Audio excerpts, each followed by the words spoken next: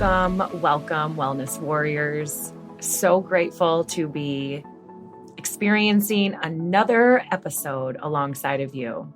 I'd love to use the words, this is so exciting, and yet the topic today is one that I find more disheartening, one that I believe deserves to be brought to light because of how detrimental and how much harm is happening based on the mistruths and the misunderstood facts around breast implants and implanting. And the reality is in regards to all of these toxic beauty treatments, if you will, and implants and changes that are really dangerous.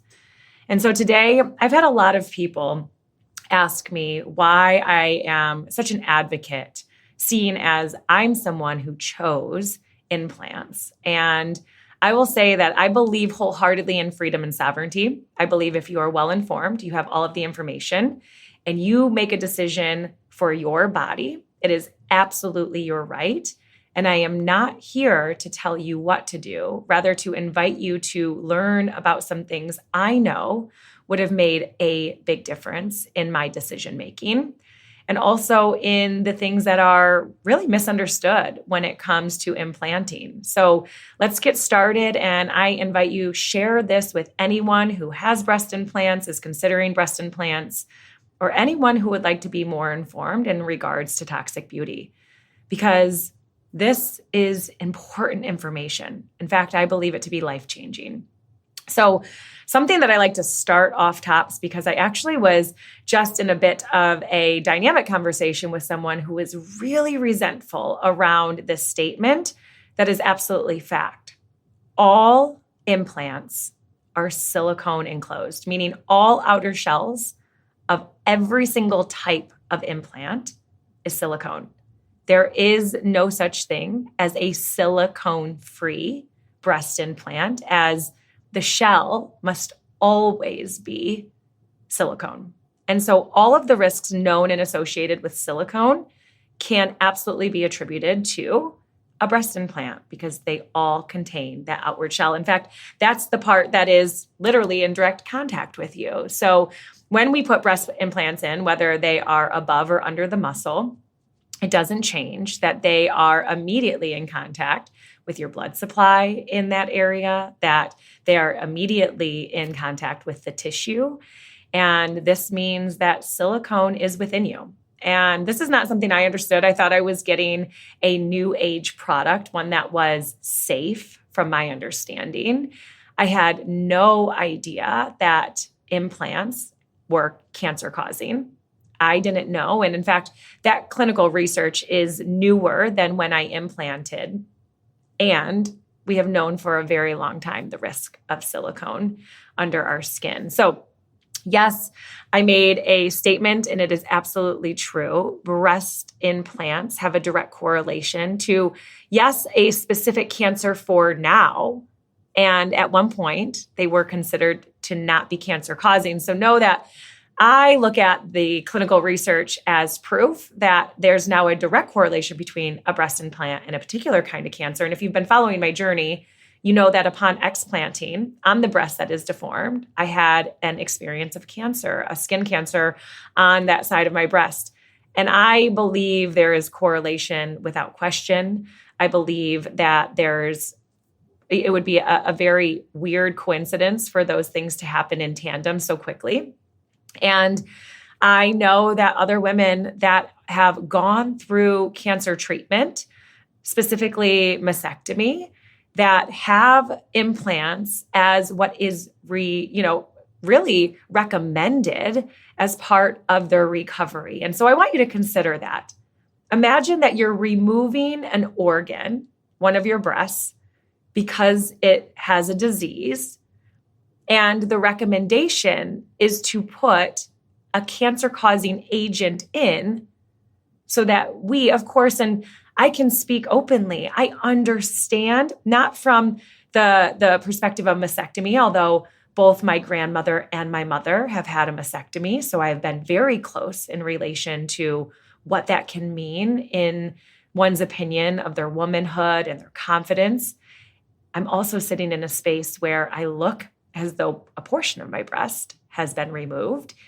And I haven't been on these episodes regularly with you because, speaking truthfully and transparently, I've been walking through what that means for me. Again, if you've been following, I'm formerly someone who was diagnosed before I was even 13 with body dysmorphia. I also took myself down the path striving to recover from obesity and a lot of other ailments in regards to my health, and feeling not pretty my whole life. And so at the end of my teens, I then, walked myself through an eating disorder as a way of punishing myself to finally acquire the body I was seeking. And then I went on to have the infamous mommy makeover after my children for a whole lot of reasons. And that is a truth that I absolutely have made those choices. And because of that history, those stories still live within me. I work diligently. If you are part of our daily self-love circle, for the last 3 years, over 100,000 people coming in, crossing the stage, using their voice to build proficiency in language and belief around our worth, our worthiness, our, how deserving we are, and our true innate light. That space was curated because of the way in which I have experienced life. And so this deformity absolutely left me humbled, really in a lot of mental and physical pain around how it took me to my knees. And I didn't record regularly because this is a sacred space to me. Your time spent here with me means so much. And the last thing I want to do is be a beacon of negativity. Beacon of truth, I'll do that all day. And so it may not always be sunshine and rainbows. And yet I'm in tuned enough with my own energy to know when it's time to focus on me and my healing, and when I'm strong enough to share the story. And that's exactly what I'm ready to do, because I hope to protect you, protect someone you love. I have a 19-year-old daughter and a son coming up right behind her, and I want them to know these truths. I want their friends to be aware of what the risks are if they choose this path for themselves too. So again, silicone is always involved.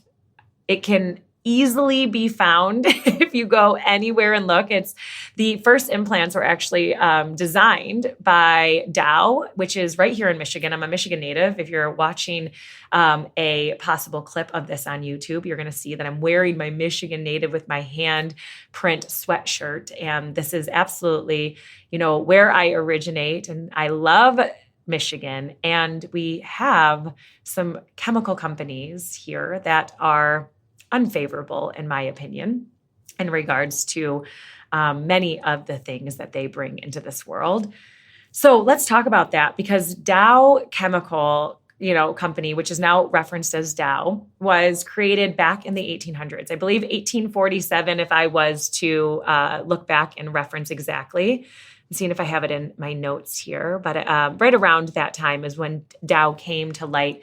And they were a really big asset during World War II. They helped with a lot of the greasing of, artillery. So providing that silicone base for everything from machinery to creating boots and other rubber and plastic items that were, again, part of that wartime period. And when that war concluded, like any business, a redirection or a pivot is necessary. So when Thomas Cronin and Frank Garreau found, really reached out and collaborated with Dow to create these first implants, it was an amazing opportunity. They were going to be able to bring something forward that, given the outcome, they would be able to pimp to every woman that ever existed. And that's a pretty big market, if you ask me. And that first implant, the way that implants actually came to market. So 1960 is when those creators and Dow collaborated in 1962 is when the first implant went in to Timmy Jean Lindsay. No stereotypes necessary, but I invite you to consider, where would this person maybe be from? What would be their history? So in 1962, sweet Timmy had an implant put in after that implant had only ever been in one previous body, the body of a dog, one implant dermally entered under the skin. And that's what concluded what they considered to be the research to ensure that this was a safe device to implant into human bodies. If you're shaking your head like me, you know the absurdity of how that was to come into market. And so it should be no surprise that by the 1990s, merely less than 30 years later, there were countless lawsuits because of all of the negative impacts that these implants had on so many ladies. And there was a moratorium actually put on the silicone implant, and that's a halt in being able to offer that as an implant device because of the lack of safety data. And for some of you, you might say, well, 1992 was a really long time ago. And for the rest of us, we were born before that year. And it feels, so yes, I'm a child of the 1990s. And the reality is that in these last 30 years, the data that has been collected on these devices has been very telling in terms of how risky and disease-causing they are actually. So it is not up for a debate on if these are cancer-causing. That's been proven in clinical research. And if you've been following along my journey, you know that upon explanting, 6 months later, I was diagnosed on the same breast as the deformity cancer, a skin cancer that they'll say right now is non-relating. I want you to realize that the same cancer that is now related to breast implants was one time considered non-related. So because it isn't proven in clinical research, if a device can be cancer-causing, what makes anyone think it wouldn't cause other forms of cancer? In fact, go look at my social media, go look at Instagram. You can see my thermography. You can see the level of inflammation that was literally encompassing my entire body. And this is important because had any of these things, had the black box warning, the lack of safety data, the risk of cancer ever been shared with me, even 11 years ago, although I was at a different point in my journey, I would have considered this and made a different decision. I am certain of that for me. And there are a lot of people that have, to this day, are walking around thinking they are living with silicone-free implants. The sad truth, and again, I don't live in a place in which I've experienced mastectomy. I do have obvious significant deformity. My grandmother and my mom both experienced breast cancer with mastectomy. And I know because they recommend immediately to put a spacer in to make room for the implant so that when after you've removed your breast tissue, you can have reconstruction. And so I want you to conceive that for a moment with me. You're fighting for your life, likely scared, feeling, unsure of everything. And the doctors in which you trust to take care of you are saying, let me remove this organ. It is disease infested. And we are going to put in place a cancer-causing agent. That alone is worthy of taking pause. So I'm going to continue bringing on more experts, having more conversations. In fact, this next week, I'm heading to a explant experience, an entire retreat where there will be energy workers and scar specialists and other women who have experienced the experience of explantation, maybe deformity. And there are going to be energy workers and so many things that I get to take part in. And I'm going to be bringing not only what I learn back to this community, I'm also going to be bringing who I meet back to this community because we are deserving of knowing the truth so we can stand confidently in our sovereignty. And these toxic beauty implants and products and services are killing primarily women everywhere. I speak to women daily that are deciding if they're going to explant or have already explanted. I speak to them about all of everything from the mental health aspect to the physical, repercussions of making this decision and implanting. And it doesn't matter if you put it above the muscle or under the muscle. The moment the silicone goes into your body, it is in touch with your blood supply. And so you cannot avoid exposure if it's within your body. And there are so many things. For instance, women with mammograms women with implants are often recommended to receive mammograms, not clinically tested. Also, many don't know that they've never been tested under high heat. And so I didn't understand why my inflammation had climbed so rapidly.